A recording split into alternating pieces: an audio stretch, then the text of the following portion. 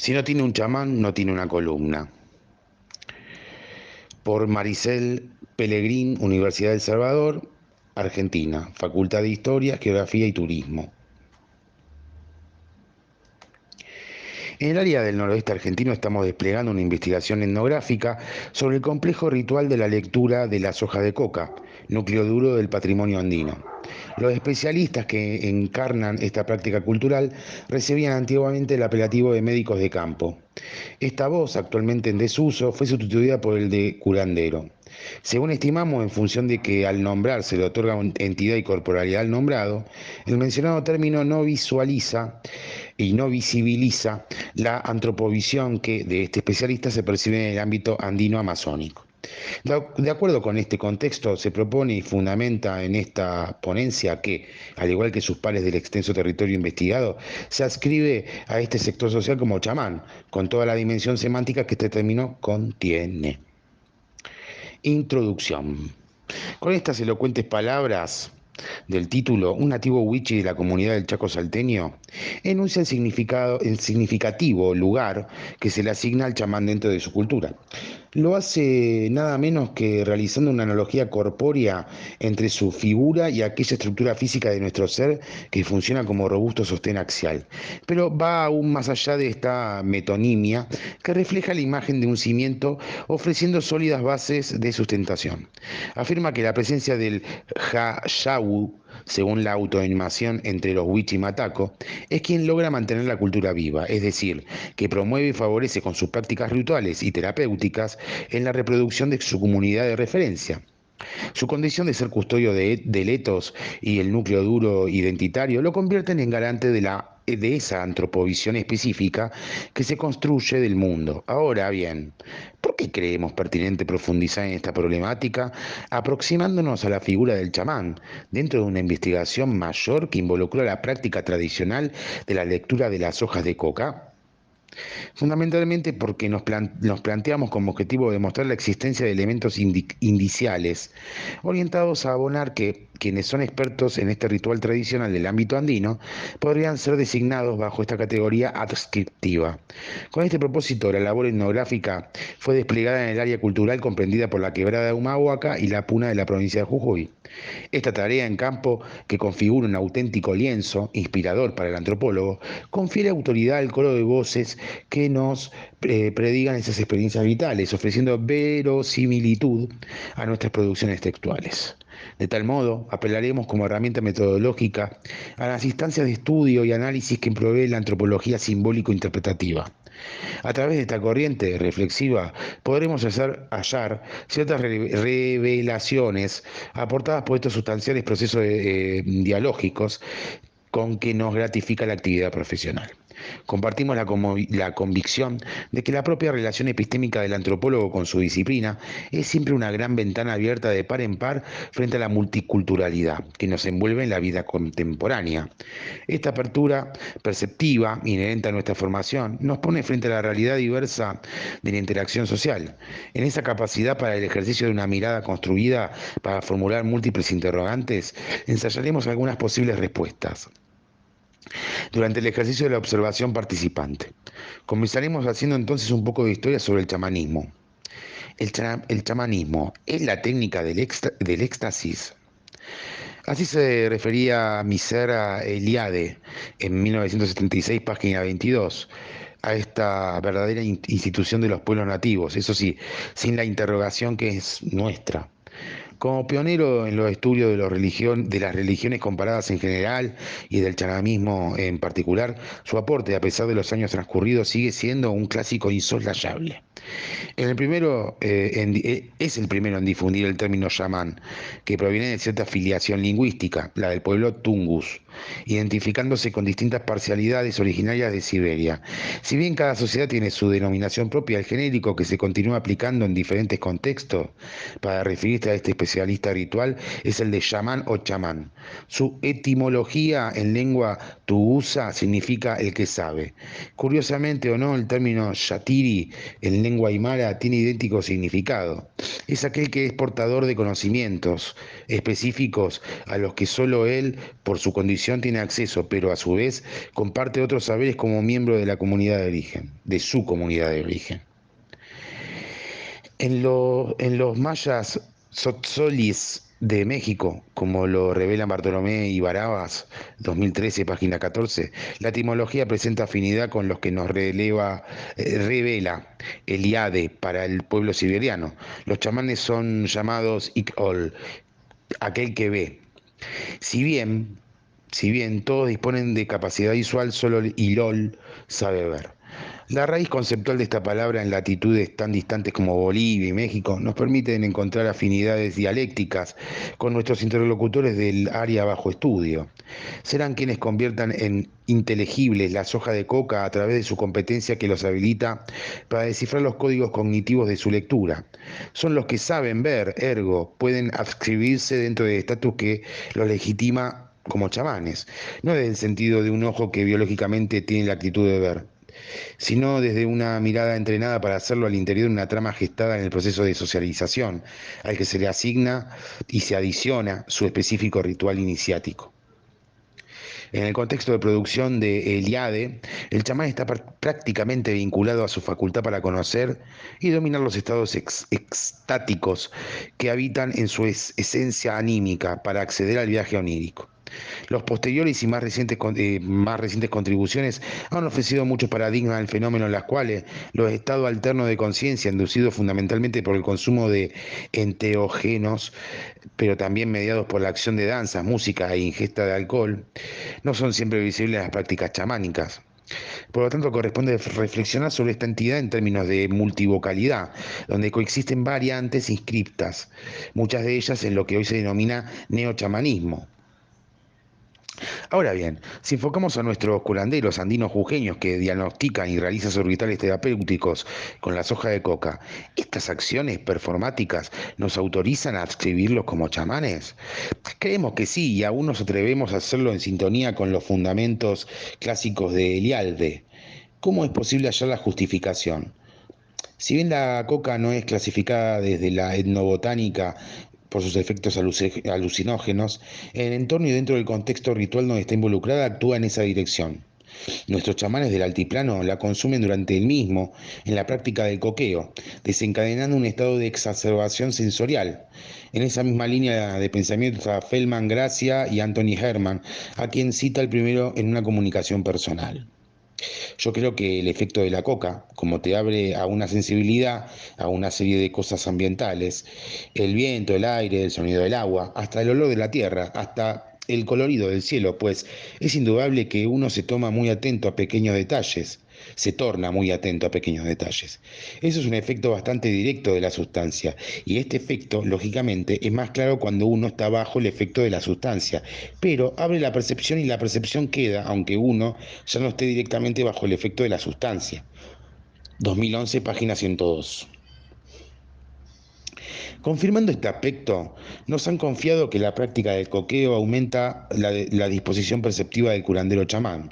El sabor que resuma y la especificidad táctil en contacto con la boca son certeros indicadores de su virtud predictiva, pero además favorece un estado diferente al de la vigilia, en el cual se alienta la conexión del chamán con el ámbito sagrado, donde moran sus entidades espirituales tutelares y poderosas. Esta condición liminar que le permite ese desdoblamiento ontológico, estar aquí y allá, es indudablemente acreditada por las hojas de coca. Parafraseando a Bartolomé y Barabas, aseguramos que a través de la coca pueden acceder a la naturaleza profunda de las cosas. Bartolomé y Barabas, 2013, página 9. Una onza de coca le adivino. Forgione, 1999. Creemos pertinente acercarnos a los relatos etnográficos de dos de nuestros entrevistados, Don Tito y R. Liquitay. A través de la reflexión de los mismos, podremos encontrar más huellas que nos confirmen los aspectos chamánicos observables en sus prácticas rituales en torno a las hojas de coca y también a partir de nuestras reflexiones sobre ellos mismos. De acuerdo a lo que podemos interpretar sobre Don Tito, nativo del ambiente altiplánico, su despliegue de acciones en un contexto ceremonial contiene un evidente carácter performático. El espíritu de un drama teatral se exterioriza en la reproducción gestual. ¿De cuáles evidencias disponemos para demostrarlo? Evoquemos el recuerdo de la sesión chamánica de la que fuimos privilegiados testigos. A iniciarla procedía a cubrirse la cabeza con un chulo, de color blanco, seguramente tejido artesanalmente con agujas en lana de oveja o fibra de llama por manos femeninas del núcleo doméstico. Esta prenda, utilizada para especial ocasión, es un rasgo inequívoco que se articula con su rango y singularidad como chamán. Seguidamente disponía en el suelo de la tierra, apisonada por tantos años de tránsito humano, un paño de picote rojo. Con esta acción estaba delimitando el espacio de donde realizaría luego el tanteo, con la Santa Coquita, como tantas veces se refirió a ella en una disposición de profunda introspección. En la acción de coquear, esta sagrada planta andina iba sumergiéndolo en una dimensión de conciencia que alternaba entre la vigilia y la insolación. Cada uno de los momentos por los que transcurría la práctica de este especialista ritual respondría a un desarrollo secuencial, como los actos que van sucediéndose de una obra representada en un escenario. En este aspecto coincidimos con Turner, 1988, 1992, 1999, al vislumbrar una analogía entre el drama propio del teatro y la vida misma, especialmente en la faz de los contextos rituales. En este caso relacionados con el proceso curativo presidido por Don Tito, por ejemplo. Aquí también la esencia chamánica es indiscutible. Es importante destacar que el estudio de las performances permite hacer inteligible la interacción entre los actores sociales y la vida circundante. Al constituir una parte esencial de la experiencia, representan un medio eficaz para explicar la vida misma y el lenguaje simbólico vigente en las comunicaciones humanas. Pellegrín, 2018, página 144. Otra de las conceptualizaciones que nos permiten y nos parecen atenientes a nuestros curanderos chamanes es la de comunitas, concebida también por Turner en 1988 y 1992. ¿Cómo se expresa y aplica en los géneros performativos que pudimos observar en sus rituales adivinatorios y terapéuticos? El estado de comunitas implica un tiempo escindido del corriente, en el cual se ofrece la oportunidad para que se manifiesten momentos de antiestructura y liminariedad. Es justamente durante el procedimiento de un rito donde más se hace visible. Y, en ese sentido, incluyen variadas expresiones que tocan el repertorio sensorial. Nos referimos a la actividad corporal, a los géneros verbales y musicales, a los recursos visuales, olfativos, gustativos, lo que contribuyen para la transformación del cuerpo en un instrumento canalizador de emociones escenificables. Recursos que se manifiestan en forma tangible, en cada sesión reproducida por nuestros interlocutores. Peregrín, 2018, página 171. Ahora bien, ¿cuáles son las facultades que pone este especialista a disposición de cada consultante? Todas ellas configuran rasgos de tipología chamánica. Al poder tener acceso al ámbito de los entes anímicos poderosos, actúa como mediador privilegiado con lo sagrado, que le confiere la posibilidad de diagnosticar y curar. Su competencia, asimismo, se refleja en desplegar funciones oraculares, pudiendo augurar cerca de sucesos que acontecen en el futuro de su paciente. Además, dispone de atributos para recuperar animales u objetos perdidos. Pero la capacidad por la que también es requerido resulta la de indicar el origen de la enfermedad realizando un diagnóstico por la lectura e interpretación de las hojas de coca, habilitando para acceder a un dilatado repertorio de prácticas terapéuticas. Muchas de estas patologías, construidas por el imaginario andino, como el susto, la maradura o pilladura, provocan la huida del espíritu, y otra de las competencias del chamán es exhortarlo para que regrese al cuerpo de su paciente. Esta última capacidad la legitima asimismo Hugo Ratier en su experiencia análoga en el área andino-jujeña. El chamán es un especialista en almas. Su función es la de rescatar la de sus descuidados pacientes que escapan hacia el reino de los muertos o las recónditas moradas de los dioses. Hasta allí viaja el chamán en estado de éxtasis y, venciendo 1000 peligros, las trae de vuelta. Ratier, 1972, página 18-19. El relato del acontecimiento extraordinario que tuvo como protagonista Don R. Liquitay da cuenta del accidente que experimentó, en el cual estuvo muy cerca de morir por fulguración, es decir, fue pillado por el rayo. Es evidente el valor de su testimonio porque es productor de conocimiento y sentidos que abonan nuestras ideas. Yo no me explico por qué mis manos curan, Yo no me explico. Mucha gente dice que son pillados por el rayo y son curanderos, curan bien, etcétera, etcétera. Y yo digo, yo trabajaba en Fomento Rural, que es en Hornillos, departamento de Tilcara, Jujuy. Y yo estaba de guardia un día domingo. Estaba en el campo con los caballos, tenía muchos caballos, mulas para arar, qué sé yo. Entonces yo he visto que ya se venía la tormenta y digo, me voy a traer los animales para el corral. Me voy disparando con los perros a traer los animales y justo ardió todos los cables del teléfono del ferrocarril. Y todos los alambres del alambrado ardió y no me acuerdo nada más porque hacía un trueno bárbaro y tarde, antes de la oración, me he despertado y como si estuviera durmiendo. El perro me estaba lamiendo la cara. Yo digo, a lo mejor será por eso que puedo curar. Digo, yo no sé, Pelegrín 2005, página 31-32. Según lo planteado por Eliade, 1976, página 29, en el discurso de Liquitay es posible visualizar dos de los rasgos fundamentales para la obtención de poderes chamánicos.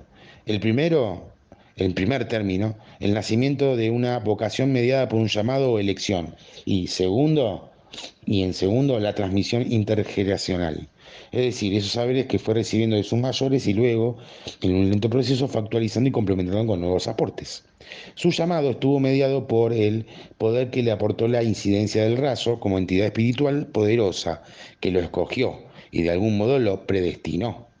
Vive de esta forma una experiencia extática, en términos chamánicos. La superación de esta dura prueba le garantizará la recepción del don, habilitándolo como nuevo chamán. Enzo, un entusiasta y emprendedor joven puneño, orgulloso, portador de sus orígenes, transcurrió parte de su vida junto a su abuelo Calixto Champa. Sus recuerdos que comparte con nosotros logran convalidar nuestros juicios. Mi abuelito decía que el curandero es porque el rayo te agarraba el rayo, te tiraba y el mismo rayo dice que te volvía a juntar. Por eso dicen que los curanderos que son buenos, dicen que son agarrados por el rayo, dicen que son agarrados por la tempestad, dicen. Es como que el rayo los ha tocado y dicen que el rayo mismo. A veces esas personas hay que tenerlas como 9 días en una capilla, no hay que darle de comer con sal, me acuerdo. Y ahí ellos se hacen visionarios y ellos pueden leer la coca. No cualquiera lo puede hacer. Me contaba que un tío de él le había caído el rayo y lo volvió a juntar y de ahí, cuando lo volvió a juntar, lo han llevado a la capilla. Y dice que esa persona ha empezado a vomitar suyos, todo eso. Y dice que ha empezado a comer sin sal y de ahí ya se volvían visionarios. Cuando a una persona le toca un rayo es como que la destroza. Hasta el día de hoy conocí gente que decía, ese curandero agarrado por la antespentá, decían. Despiertan con ese don, parece.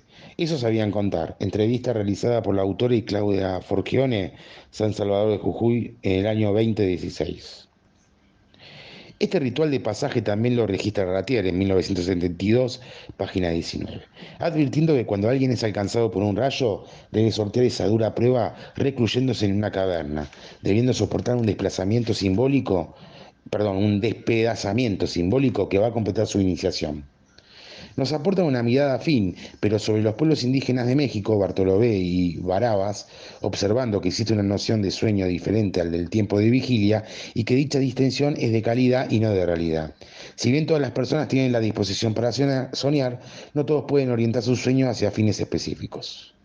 Este estado intermedio entre el sueño y la vigilia es especialmente buscado, tal como ocurre entre los grupos del noroeste, cuyos miembros en ocasiones se separan de la compañía humana y se dedican a contemplar los semidesérticos horizontes durante horas, alcanzando estados de conciencia cercanos a la ensoñación diurna, que esperan los conecte con el mundo de las entidades extrahumanas en búsqueda de alguna respuesta a su cuestionamiento. Bartolomé y Barabas 2013, páginas 14-16. El acontecimiento vivenciado por el Iquitay nos hizo meditar sobre lo que refieren estos autores en el contexto mexicano. Se afirma en la cultura andina que con el rayo va a caer en forma sincrónica un fragmento lítico, al que se le conoce como piedra de rayo, actuando como una cratofanía, aportará potencia a quien tenga la fortuna de hallarla.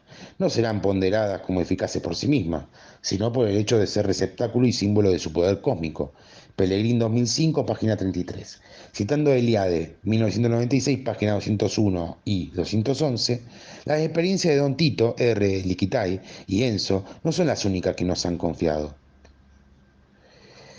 En esa relación dialógica y cercana por la emotividad que reproduce la labor etnográfica, disponemos además del relato de Agüeda, que fue también tocada por un rayo, en la Puna jujeña. Es precisamente allí donde existen mayores riesgos de que esto suceda. Tanto nuestra apreciada Agüeda como Liquitay nos ha conducido a pensar en sintonía con una noción cosmológica de amplia difusión en gran parte de las culturas indígenas de México. ¿A qué nos estamos refiriendo? Sembremos un poco de intriga que no viene mal para mantener el interés en este derrotero por el que transcurrimos sobre la institución chamánica. Expertos en su interpretación, Bartolomé y Barabas, han realizado un gran aporte en la representación del tonalismo y el nahualismo. ¿Cómo define esos términos? Los seres humanos tienen una o más entidades anímicas compañeras, ya sean animales o fenómenos atmosféricos, rayos, truenos, centellas, etc.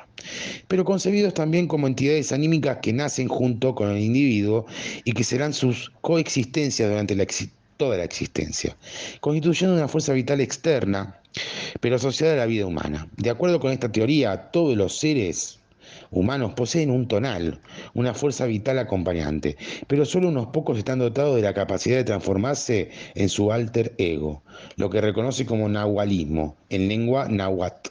Bartolomé y Barabas, 2013, página 18 a 20. Ahora bien, ¿sería posible adscribir a Liquitay y a Agüeda dentro del concepto de tonalismo, por lo menos? Creemos que sí, porque el animal o fenómeno atmosférico que los representa y que se configura como su alter ego, que en sus casos particulares es el rayo, coexisten separadamente. Si bien están vinculados por un destino y una esencia anímica comunes, digamos, sucede eso. No nos atrevemos a compararlos con el nahualismo, ya que no hemos percibido que tengan la capacidad de metamorfosearse en su tona, como sí ocurre con muchos chamanes en México. ¿De qué manera podemos percibir esta mirada sobre el contexto chamánico en el que las hojas de coca adquieren carácter corpóreo? Buscando una respuesta que estuviera en el interior de la producción de conocimiento de estas comunidades andinas, no fueron muy significativas las perspectivas de Galliner, 2019. Si bien su etnografía se sostiene con larga experiencia entre pueblos otomíes localizados en el centro de México, encontramos varias nociones que demuestran ciertas afinidades. Veamos cómo podemos sostenerlo con la potencia de los indicios. Es imposible pensar en un ritual sin la presencia de un cuerpo y es en la sesión chamánica donde va a ocupar un lugar relevante. Ese cuerpo está interpretado fundamentalmente por el chamán y las hojas de coca que van a procurar ese estado de conciencia alterna. Esos cuerpos coca tienen una anatomía específica con capacidades predictivas que pronuncian sus oráculos a través de la palabra. El cuerpo del chamán es así penetrado por las virtudes de la coca mediante su manipulación y consumo. Luna 2005, página 207 a 210. ¿De qué manera se advierten esas hojas de coca? Como cuerpo saturado de símbolo, respondiendo a un determinado estatus social. Están animadas, antropomorfizadas, por lo tanto son sensibles a los sufrimientos que las conmueven y dirigen su poder para procurar ofrecer alivio a los consultantes, condensando apreciaciones. El chamanismo es un pozo sin fondo. Coincidimos con este juicio de Galliner, con el que también se hubieran sentido cercano al propio Eliade. ¿Qué motivaciones fundan dicha afirmación? Por sobre todo observar la versatilidad que ofrece esta institución identificada en tan diversos entornos y en una dimensión temporal que se hunde en lejanas épocas. Al manifestarse en forma de pensar y prácticas rituales de espectro tan variado, llega a adecuarse y a coexistir armoniosamente con múltiples propuestas religiosas. Como no constituye un sistema cerrado, dispone de una gran plasticidad, condición que hace posible que ocurra lo que veníamos observando. Por eso nos hemos animado a otorgar el término de chamán a nuestros especialistas rituales que realizan el tanteo con las hojas de coca. Otra propuesta clave de Galliner que podemos asimismo aplicar a nuestros interlocutores, Tito y Liquitay, Por ejemplo, es la de definir su figura en la categoría de endoalteridad. Por su condición ontológica, el chamán representa un otro al seno de su comunidad. Las condiciones de su iniciación que implican una muerte ritual simbólica a través del rayo, el hecho de sortear una grave enfermedad, como el aprendizaje bajo la tutela de otro chamán, implica un renacimiento en un cuerpo diverso, coadyuntando a construir una persona a partir de los otros. Esta nueva naturaleza los singulariza y los califica frente a sus semejantes, que ya no lo son tanto, estrenando un poder que los faculta para ser portador de ese dualismo ético. Barabas 2003A, Barabas 2003B, propio de su nueva condición en su aspecto ambivalente. Dispondrá entonces de la competencia para dialogar, combatir, negociar, utilizar o manipular los aspectos anímicos de las entidades extrahumanas, con fines curativos, agrarios o adivinatorios, sean estas divinidades o los componentes no materiales de la totalidad de los entes que componen el universo. Bartolomé y Barabas, 2013, página 40. Resultan particularmente significativas las reconfiguraciones que la persona del chamán está asumiendo en el marco actual de la globalización. La variada oferta en materia de cultos produce efectos que tienden a la emergencia de una heterodoxia religiosa. Muchos de estos neocultos despliegan su discurso demonizando y devaluando a estos especialistas rituales. En este contexto, el chamanismo viene sufriendo un reduccionismo nivelador, porque se intenta designar con un apelativo común a un heterogéneo espectro de espectro de expertos en la manipulación de lo sagrado, calificándolo como brujos, curanderos o hechiceros. Bartolomé y Barabas, 2013, página 41. Podemos concluir, sin embargo, que los chamanes expertos en la adivinación mediante las hojas de coca en el ámbito de la quebrada de Humahuaca y Puna de Jujuy aún encarnan una práctica cultural y ritual que se inserta en el núcleo duro patrimonial de la antropovisión andina.